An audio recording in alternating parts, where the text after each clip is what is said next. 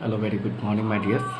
Today I come with a new point that's name is atoms rearrange themselves during a chemical change. हम लोगों ने बाबू आपको पीछे वाला वीडियो में आपको बताया था कि एटम्स जो होते हैं रीअरेंज हो जाते हैं, है ना। रीअरेंज करके एक न्यू जब एलिमेंट बनाते हैं, न्यू कंपाउंड जब वो बनाते हैं तो उसकी वाली चीज़ को हम बने हुए प्रोडक्ट को हम केमिकल चेंज करेंगे। देखिए अब हम इसमें पढ़ते हैं why are new substance form in a chemical change. Chemical change में न्यू सब्सटेंस क्यों बन जाता है।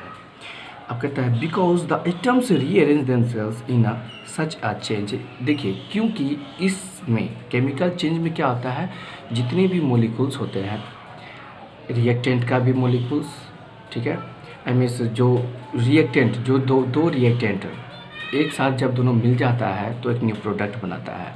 तो देखिए ऑटोमेटिकली वो रीअरेंज हो जाता है और स्वतः वो रीअरेंज हो जाता है, उसको कोई रीअरेंज करने जाता नहीं है। ये नेचुरली उसका नेचर है कि वो खुद को क्या कर लेगा, रीअरेंज कर लेगा। जैसे कि अभी आप हमारी दुनिया में ढेर सारा वायरस फैला हुआ है जिसको हम कोरोना वायरस के नाम से जानते हैं, ठीक है। ये अभी क्या कहेगा, आप उसके पास जाएंगे, सपोज दैट जिसके पास जो इन्फेक्टेड पर्सन है, आप उसके पास जाएंगे या हम उसके पास जाएंगे तो क्या वो हमसे परमिशन लेकर के मेरे बॉडी में एंट्री करेगा? क्या हमसे वो पूछ करके आएगा यार मैं तुम्हारे शरीर में आऊँ या ना आऊँ?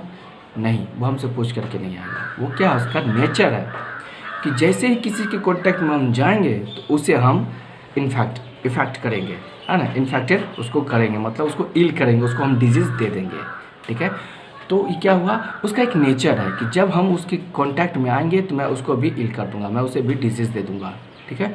तो उसका नेचर, तो इसी तरह से केमिकल का भी एक नेचर होता है जो कि एक होता है गेनर होता है, एक होता है लॉसर, मतलब एक होता है देने वाला, एक होता है लेने वाला। जब लेने देने वाला जब दोनों एक साथ कहीं पे भी मिल जाता है तो क्या होता है कि न्यू रिएक्शन होता है और न्यू चीज़ का फॉर्म होता है, ठीक है, क्योंकि उसका वो सिंपल सा नेचर है, ठीक है।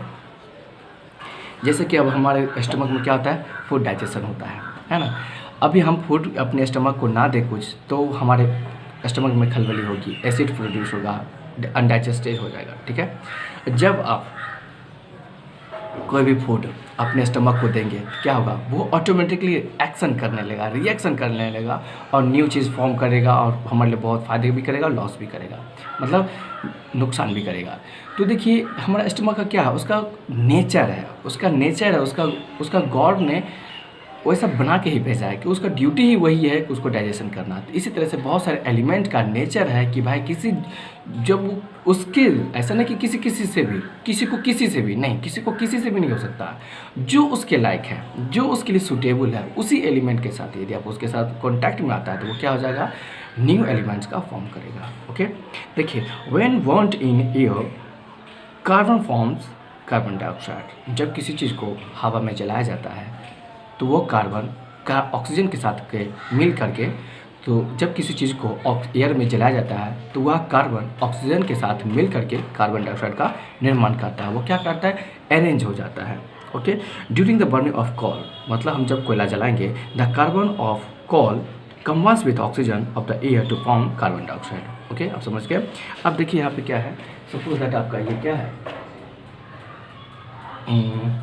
ये आपका कार्बन है, ठीक है, ये आपका ढेर सारा कार्बन है, अब प्लस यहाँ पे क्या आपका ऑक्सीजन है, मतलब एयर में ऑक्सीजन है, ठीक है, ये आपका एयर में ऑक्सीजन है। और जब ये दोनों, ये क्या है, कार्बन को अभी हम बर्निंग कर रहे हैं, है ना, बर्निंग कर रहे हैं, और ये आपका ऑक्सीजन है ऑलरेडी इन एयर में, और ये ऑटोमेटिकली क्या करेगा, ये ऑटोमेटिकली, मैं इस तरफ शो करता हूँ, इस तरफ क्या करेगा, ऑटोमेटिकली कार्बन डाइऑक्साइड का, जैसे कि आपका ये क्या है, आपको क्या है, ये कार्बन है और ये ऑक्सीजन है, तो आपको पता होगा इसका फॉर्मूला क्या होता है, CO2, मतलब कार्बन एक, है ना, कार्बन ये आपका ये कार्बन है, ठीक है, ये आपका कार्बन है, और ऑक्सीजन क्या हो जाएगा, 2 हो जाएगा ऑक्सीजन।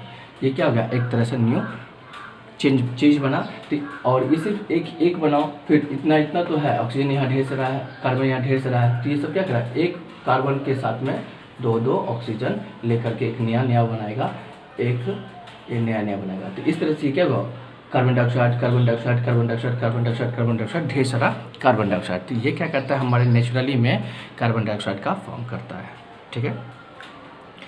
तो आप इस तरह से आप फिगर को भी देख लीजिए एक मिनट, वन सेकेंड, या look you can watch here, है ना। ये हमारा क्या है, कार्बन है, ये ऑक्सीजन है, तो फिर ये कार्बन डाइऑक्साइड बन जाता है। एक कार्बन ब्लैक, बीच में ब्लैक जो है वो कार्बन है, 2 ऑक्सीजन लिया, फिर ये देखिए 2 ऑक्सीजन लेके अलग हुआ, फिर ये 2 ऑक्सीजन, फिर ये 2 ऑक्सीजन, फिर ये 2 ऑक्सीजन, है ना। तो इस तरह से क्या हो गया, ये बन गया हमारा कार्बन डाइऑक्साइड। ये हमारा कार्बन था, ये ऑक्सीजन था, और ये दोनों मिल करके कार्बन डाइऑक्साइड बन गया, ठीक है। नेक्स्ट है when one in air hydrogen forms water. Again देखिए, जब हम क्या करते हैं, एयर में जलाते हैं, तो हाइड्रोजन जो है वाटर में रिएक्शन करके,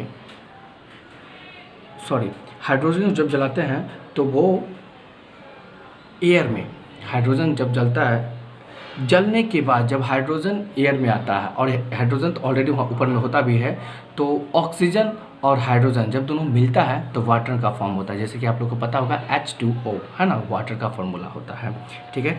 the atoms combined in the molecules of hydrogen and oxygen rearrange themself. तो जिस तरह से आपने देखा कार्बन डाइऑक्साइड का एटम्स क्या हुआ, रीअरेंज हो गया था, इस तरह से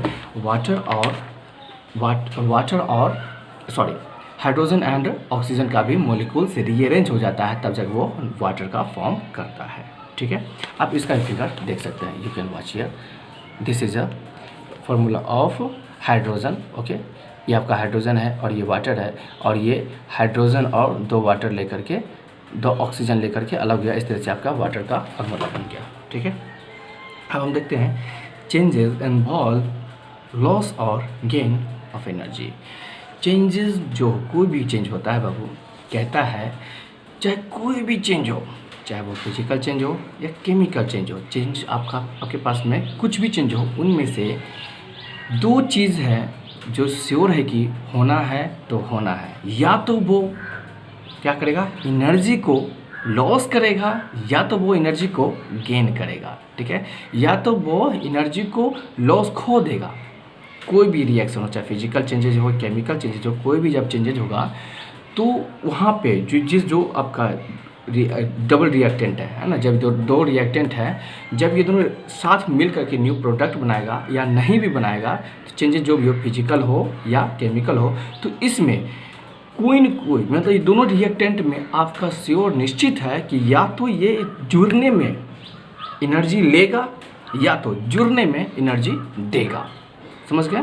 एनर्जी या तो लॉस करेगा या तो एनर्जी ये गेन करेगा, ये निश्चित है, चाहे आपका चेंजेस कुछ भी हो, ये एनर्जी को लेगा या तो देगा, okay. A change in energy takes place when a physical और a chemical change occurs, okay. जब ये कोई भी फिजिकल चेंज या केमिकल चेंज हो तो इसमें एनर्जी लेना या देना जरूर होता है, ठीक है।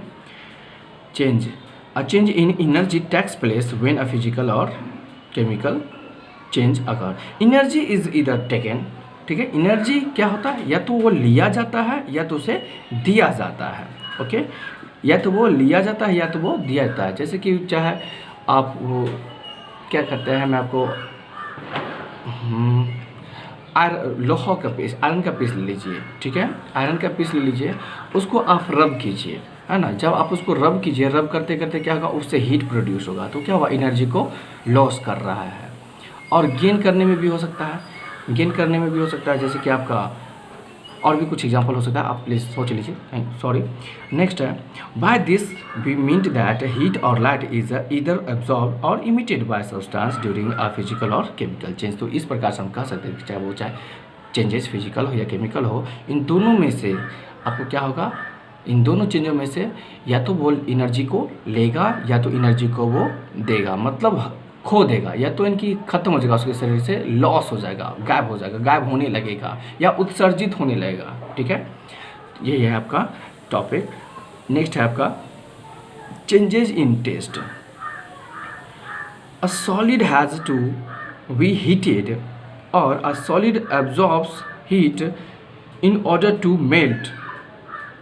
देखिए, कहता है कि एक सॉलिड को जब उसको गर्म किया जाता है ना, जब उस किसी सॉलिड को गर्म किया जाता है तो वह सॉलिड क्या करता है, उसके हीट को एब्जॉर्ब कर लेता है। जब आप किसी सॉलिड को हीट करेंगे, है ना, हम क्या करते हैं, आप सपोज दैट स्टोन को हीट कीजिए, गर्म कीजिए, तो स्टार्टिंग पीरियड में आपको वो स्टोन क्या करेगा, हीट को वो एब्जॉर्ब करेगा।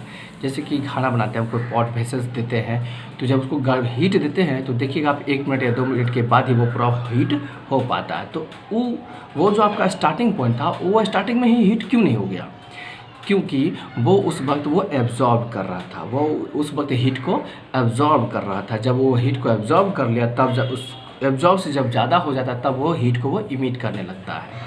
ठीक है, तो यही आपका कि आपका ये तो यहाँ था चेंजेस इन टेस्ट। हम टेस्ट के बारे में चेंज कर रहे थे। तो ठीक है, मैं इस टॉपिक को मैं फिर आऊँगा कल लेके। Till then take care, bye, see you.